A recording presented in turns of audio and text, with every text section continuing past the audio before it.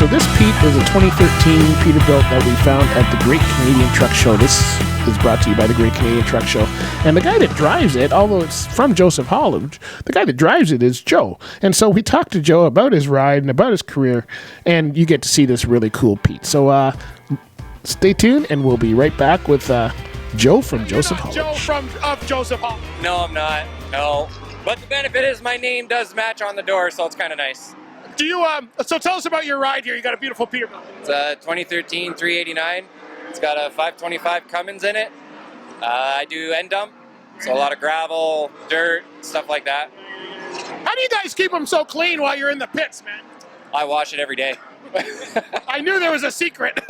So you were telling me that you've been driving for about 7 or 8 years now, and that you actually weren't planning on getting into driving.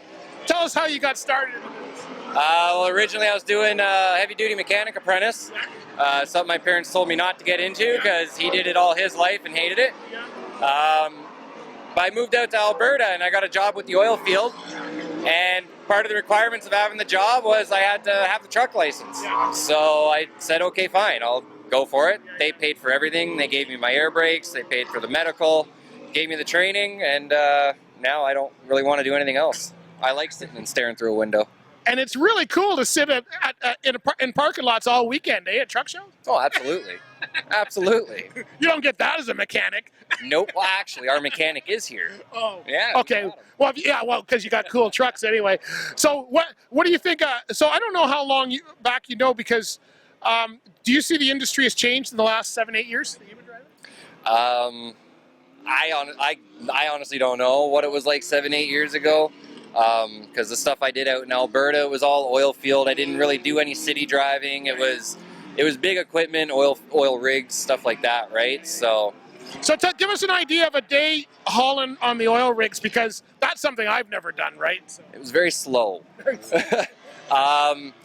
all hours of the night, you're basically 24/7 on call. Okay. Doesn't matter if you're just sitting down to have Easter dinner with the wife and kid, and you get the call, you got to go.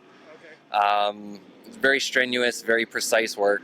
So what they're calling you because the oil process starts a certain way and they need everybody on when that goes? Is that how yeah, basically you're on standby pretty much your entire week when you're there.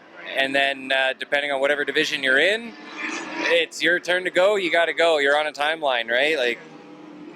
So do they have the hours of service and issues, or are they exempt somehow? Or? They do have the same hours of service as we got, but they do have an oil field exemption permit. A lot of companies run it, a lot of the big companies that can afford to, but I don't know, even now with the e-logs that we run here, it's if you can't get your day done in 13 hours and still make money, that's on you. Yeah, well, how many hours do you need? What, all 24? I'm tired after 10, you know, but if I got to run 13, I'll run the 13, and so be it. But you can get a lot of stuff done in 13 hours. The Joseph guys look pretty happy. Is it a pretty good company to work for? Great company. Love it working here. They obviously take care of their drivers with the equipment, and I'm assuming their food was good. I ate their barbecue last night. Yes, the barbecue was good. We got here late, but we just made it, and, you know, it happens. Good. Well, thanks for talking with me today, Joe. Appreciate that. And good luck with the truck. Thank you.